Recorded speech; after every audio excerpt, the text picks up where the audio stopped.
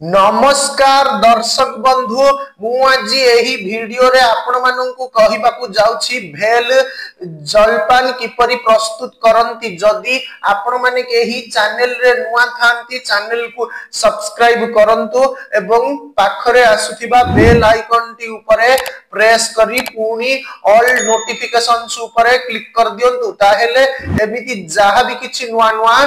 रोसई संबंधी video upload करिवि सर्वप्रथमे आपण माने देखिबा को पाई परिबे एवं चैनल को यथेष्ट मात्रा रे लाइक शेयर करबा को मध्य भूलिबेनी ताहेले चलंतु देखिनबा भेल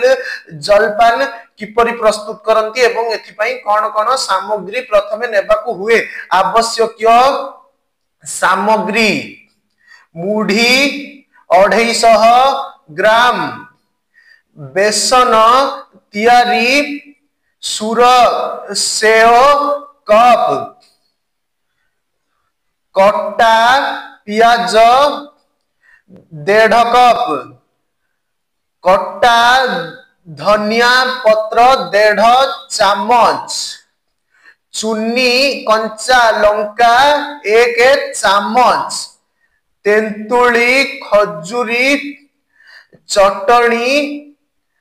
1.5 चामच दर चकटा आलू